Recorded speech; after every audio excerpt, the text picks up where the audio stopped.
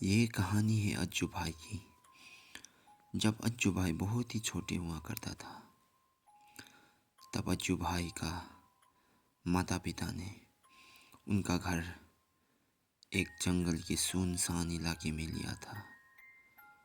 और वो जंगल इतना सुनसान था कि मीलों दूर तक कोई घर नहीं था, बस एक सुनसान रोड और उस घर के पीछे एक घना जंगल। और उस वक्त अज्जू भाई के पास ना तो कोई दोस्त था और ना ही कुछ खेलने के लिए सामान।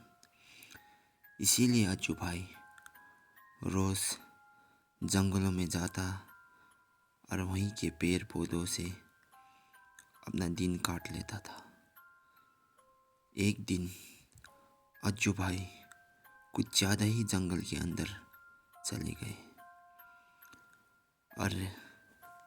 और उसी वक्त अज्जू भाई को एक बहुत ही पुराना घर दिखाई दिया जो कि जंगल के बीचों बीच था।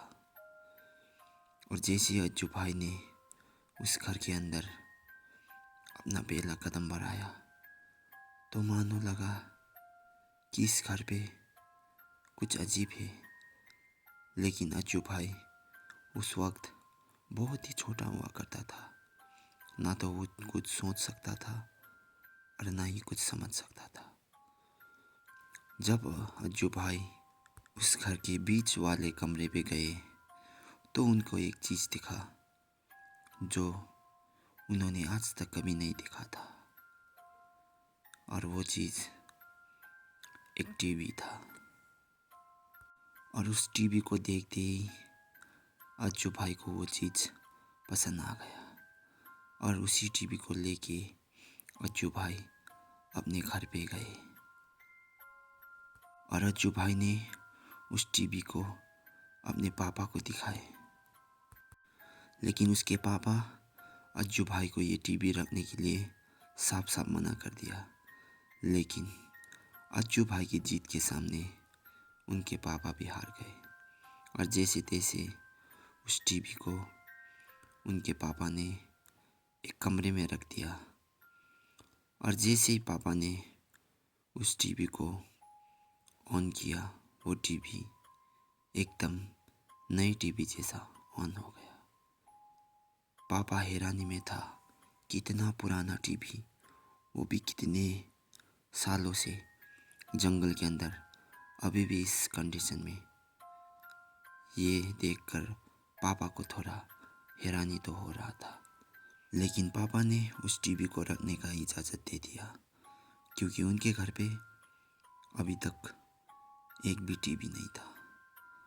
और अज्जू भाई देर रात तक टीवी देखता और रात में सो जाते। और दिन ब दिन अज्जू भाई उसी टीवी को देखते रहता और धीरे धीरे अज्जू भाई को रात भर टीवी देखने का आदत हो गया और वो देर रात तक टीवी देखते और सुबह देर से उठा करते। कुछ दिनों से जंगल जाना भी बंद हो गया था। और एक दिन ये बात पापा को कुछ ठीक नहीं लगा और देर रात में अज्जू भाई क्या देखता है टीवी में, ये चेक करने के लिए पापा ने रात में धीरे से अज्जू भाई के रूम में आया। और जैसे ही पापा ने अज्जू भाई की तरफ देखा तो पापा ने टीवी के अंदर से ये बड़ा नाखून, बालों से गिरा हुआ हाथ, खून से लथपथ अज्जू भाई की तरफ बढ़ता हुआ। जैसे ही पापा ने ये देखा, पापा जोर से चिल्लाए और वो टीवी एकदम से बंद हो गया। और जैसे ही सुबह हुआ, पापा ने उस टीवी को अज्जू भाई ने जहाँ से लिया था वहाँ पे पहुँचा दिया और उस घर, उस ज़मीन को बेचकर अज्जू भाई और उनकी फैमिली कहीं दूर शिफ्ट हो गए। और ये थी अज्जू भाई की हॉरर कहानी। ये किसी की इमोशन को हर्ट करने के लिए नहीं बनाया है, ये सिर्फ एंटरटेनमेंट के लिए बनाया गया कहानी है। अगर आपको और किसी का हॉरर कहानी सुनना है तो इस चैनल को सब्सक्राइब कीजिए और बेल आइकन को दबाना मत भूलिएगा।